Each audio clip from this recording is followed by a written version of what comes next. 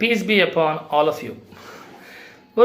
இப்போது நம்ம ஷாம் தேசத்தை பார்க்குறோம் அப்படின்னா என்ன, லெபனான், ஈராக், அப்புறம் பாலஸ்தீன், இந்த முஸ்லீம்கள்ட்ட இருக்கக்கூடிய ஒரு ஸ்ட்ராங் தக்வா மற்ற முஸ்லீம்கள்ட்ட இல்லையே. உலக மக்கள் அனைவருமே யோசிப்பாங்க, ஏன் சவுதி அரேபியா தான் இஸ்லாம் பிறந்த இடம்னே சொல்லப்படுது, ப்ராஃபட் முஹம்மது ஸல்லல்லாஹு அலைஹி வஸல்லம் அங்கே தான் இருந்தாங்க, ஆனால் அங்கேயும் அவ்வளவு தக்வா அந்த விஷயங்கள் நடக்கலை, ஆனால் இந்த மக்கள்கிட்ட அவ்வளோ பெரிய தக்வா இருக்கே அப்படின்னு யோசிக்கிறதுக்கு ஒரு சின்ன காரணம் இல்லை மிகப்பெரிய காரணம்னு வச்சுக்கோங்க.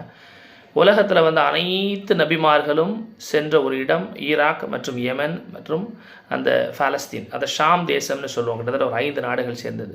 உலகத்தில் ஆதம் நபி தொடர்ந்து வந்த கடைசி முஹம்மது ஸல்லல்லாஹு அலைஹி வஸல்லம் வரைக்கும் அனைவரும் நின்று தொழுத இடம் ஷாம் தேசம், பாலஸ்தீன், ஈராக். அதனால் அந்த மக்களை அந்த மண்ணை அழிக்கணும்னு நினைக்கிறவங்க அழிக்கப்படுவாங்களே தவிர அந்த மக்கள் ஒருபோதும் அழிய மாட்டார்கள். அஸ்ஸலாமு அலைக்கும்.